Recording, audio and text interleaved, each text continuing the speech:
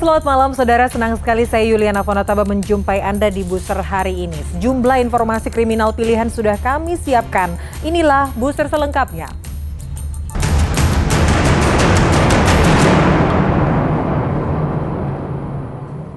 Seorang pria di Cipinang Pulo, Jatinegara, Jakarta Timur diserang secara brutal dengan senjata tajam hingga mengalami luka di kepala, tangan, dan beberapa bagian tubuhnya. Belum diketahui pemicu aksi penyerangan yang terekam kamera CCTV.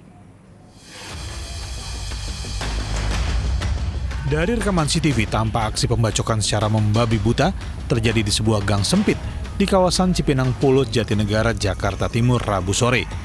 Pelaku yang mengenakan helm sempat mengejar korban hingga jatuh tersungkur.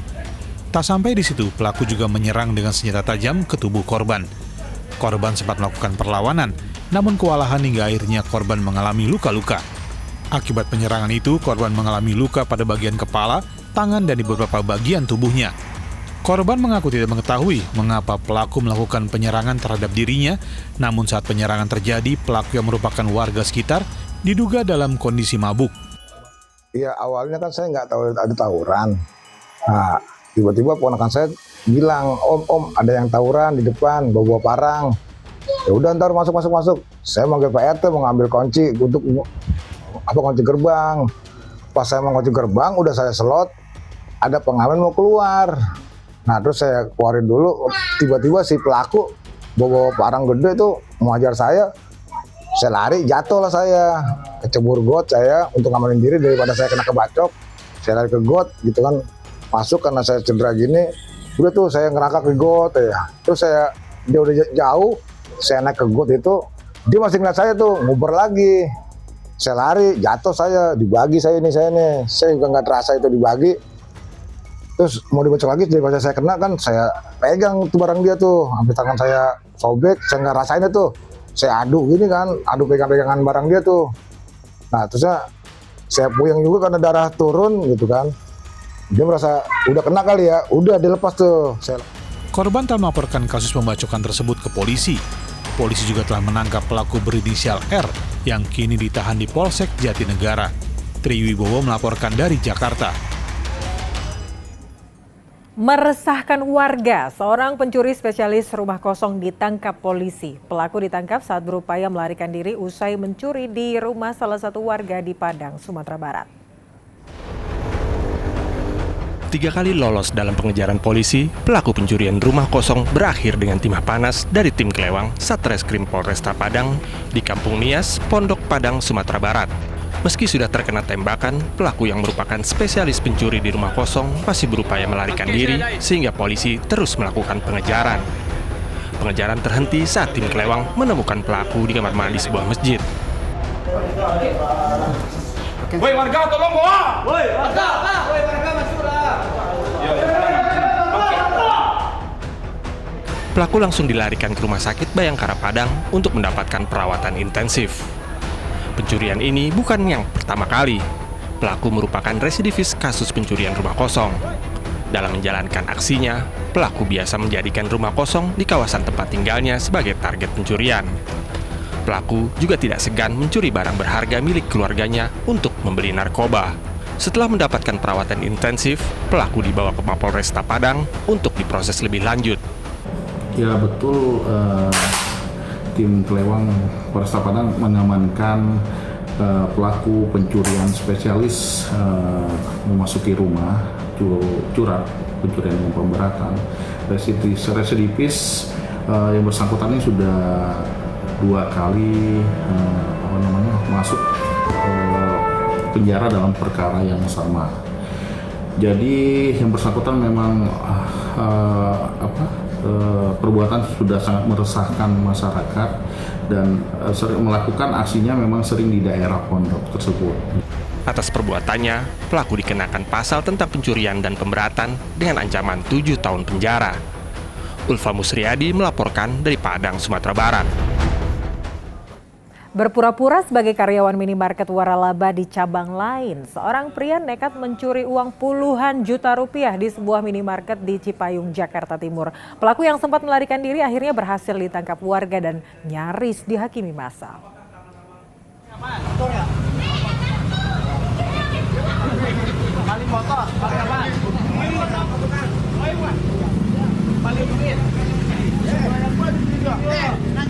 Bagus, pemuda 24 tahun ini tak berkutik saat ditangkap warga dan karyawan sebuah minimarket di kawasan Pondok Rangon, Cipayung, Jakarta Timur, Rabu sore. Pemuda ini diamankan dan nyaris dihakimi massa setelah membawa kabur uang puluhan juta rupiah di sebuah minimarket. Dalam aksinya, modus pelaku dengan berpura-pura sebagai karyawan minimarket dan hendak menukarkan uang. Ia bahkan menggunakan seragam minimarket agar tidak dicurigai. Saat pegawai minimarket lengah, pelaku kemudian kabur dengan membawa uang tunai sebesar 43 juta rupiah. Pelaku yang masih mengenakan seragam minimarket akhirnya diamankan dan digelandang ke kantor polisi. Pada waktu sudah dibuka itu pintu, dia lari, terus ada teriak, baru kedengaran, baru saya ngeh. Saya uber tuh orang. Sampai ke Jalan Ganceng sana. Nah, di situ ketangkap orangnya. Dengan duitnya yang sudah jatuh. Yang utama saya ambil dulu itu duit. Kembali itu orang saya tangkap. Nah, duit saya kasih sama karyawan Alfamart. Itu berapa puluh juta, Bang? Kurang lebih, kalau lihat dari tebalnya ya sama duit ratusannya, itu kurang lebih 30-an juta lah. Ada seseorang berinisial BH, itu datang ke Alfamart di Jalan Raya Ganceng. Dia mengaku karyawan Alfamart dari pusat, karena mereka datang dengan berbaju Alfamart dan mereka datang ke bagian kasir bahwa dia akan menukar uang. Nah, setelah datang ke situ ternyata si kasir sendiri mempercayai kalau dia temennya, walaupun mereka belum kenal, tapi karena berbaju Alfamart, taunya dia dari pusat, akhirnya dengan dia mau menukar uang, akhirnya dipersilahkan. Pelaku kini mendekam di Polsek Cipayung, Jakarta Timur dengan barang bukti uang tunai 43 juta rupiah, sepeda motor, serta seragam karyawan minimarket yang digunakannya. Triwibowo melaporkan dari Jakarta. Ditserse Narkoba Polda Metro Jaya menggerebek laboratorium pembuat bahan baku narkotika jenis pinaka atau tembakau sintetis jaringan Tiongkok Indonesia di kawasan Sentul, Bogor, Jawa Barat. Bahan asal narkotika ini dibeli dari Tiongkok menggunakan kripto, sementara peracikan dipandu melalui telepon genggam dan CCTV yang ada di laboratorium. Penggerebekan laboratorium pembuat bahan baku narkoba terselubung di komplek perumahan elit di kawasan Sentul, Bogor, Jawa Barat oleh Ditserse Narkoba Polda Metro Jaya memunculkan fakta yang harus benar-benar jadi perhatian aparat.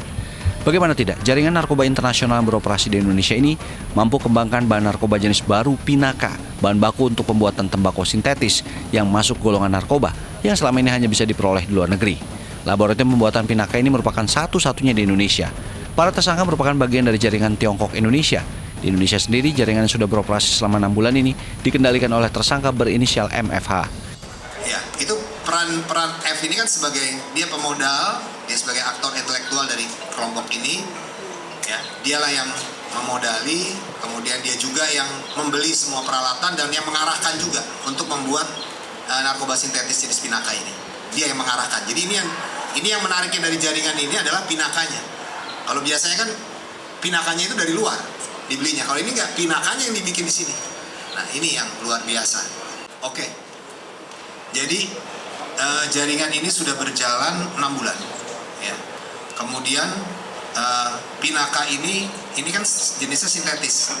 Nah, ini untuk pembuatan, pernah dengar nggak gorila itu? Nah, tembakau gorila. Nah, ini. Jadi ini adalah bahan untuk membuat tembakau gorila. Dalam penggerebekan ini petugas meringkus 5 orang, namun 4 yang dihadirkan Kamis siang. Keempat tersangka punya peran yang beragam, yakni tersangka berinisial H dan S berperan sebagai laboratoris atau peracik, BBH berperan sebagai penjaga gudang, dan GBH berperan sebagai kurir. Petugas juga menyita sejumlah peralatan pembuatan pinaka seperti 1 unit mixer besar, pemanas, 2 unit timbangan digital, dan sejumlah barang bukti lainnya. Menurut pengakuan salah satu tersangka, bahan baku didapat dari Tiongkok dengan pembayaran menggunakan kripto. Para tersangka akan dijerat Undang-Undang Nomor 35 Tahun 2009 tentang narkotika dengan ancaman hukuman penjara maksimal seumur hidup. Muhammad Nur melaporkan dari Jakarta. Seorang pegawai honor rumah sakit di Tanjung Pinang, Kepulauan Riau diringkus tim Satres Narkoba Polresta Tanjung Pinang saat bertransaksi narkotika jenis sabu. Tersangka sempat berusaha mengelabui petugas dengan menyembunyikan sabu di dalam dashboard sepeda motornya. Pria bernama Yan ini tak berkutik saat tim Satreskoba Polresta Tanjung Pinang meringkusnya di Jalan IR Sutami, Kota Tanjung Pinang, Kepulauan Riau, Rabu malam. Tersangka yang ditangkap di pinggir jalan berusaha mengelabui polisi dengan menyembunyikan sabu seberat 0,5 gram di dalam dashboard sepeda motornya. Dari lokasi penangkapan Yan, polisi juga menemukan 1 paket sabu yang sempat dibuang Yan di tepi jalan. Setelah diringkus polisi, pegawai honor di salah satu rumah sakit di Tanjung Pinang ini mengaku mendapatkan sabu tersebut dari seorang pria berinisial Z. Dari nyanyian Yan, polisi yang melakukan pengembangan menangkap Z di Jalan Agus Salim. Saat polisi melakukan penggeledahan di rumah Z, polisi menyita barang bukti sabu seberat 0,8 gram. Kami menggeledah tersangka tersebut yang berinisial Y dan didapati 1 paket sabu yang di dalam tisu dengan berat kotor 0,5 gram. Kemudian pada pukul 22.20 kami melaksanakan pengembangan dari TSKY tersebut untuk mendapati siapa yang memberi dan menjual barang kepada TSKY tersebut. Lalu kami pada pukul 22.30 kami mendapati TSKZ yang sedang berada di Jalan Agus Salim yang merupakan bandar yang menjual barang tersebut kepada Y. Dan kami melakukan penggeledahan dan mendapati 1 paket sabu yang berat kotoran 0,8 gram. Polisi masih mendalami penyidikan terhadap kasus narkoba ini. Kedua tersangka kini terancam hukuman 20 tahun penjara. Aulia Ihsan melaporkan dari Tanjung Pinang, Kepulauan Riau. Tersangka pembunuh wanita yang jasadnya ditemukan di dalam koper di Cikarang Barat, Bekasi, Jawa Barat ternyata merampok uang perusahaan yang dibawa korban usai membunuh. Sejumlah fakta mulai terkuak di balik pembunuhan Rini Mariani, wanita yang jasadnya ditemukan di dalam koper di wilayah Cikarang Barat, Kabupaten Bekasi, Jawa Barat beberapa waktu lalu. Hasil penyidikan polisi sementara, korban dan tersangka yang berinisial AARN adalah rekan kerja dengan jabatan berbeda di sebuah perusahaan swasta. Korban pegawai di bagian kasir, sementara tersangka bertugas sebagai auditor internal perusahaan. Korban diduga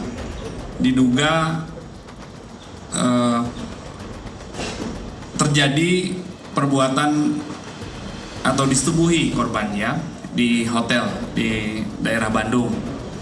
Kemudian korban itu kan membawa sejumlah uang yang akan rencana disetorkan ke bank. Uang itu adalah uang perusahaan.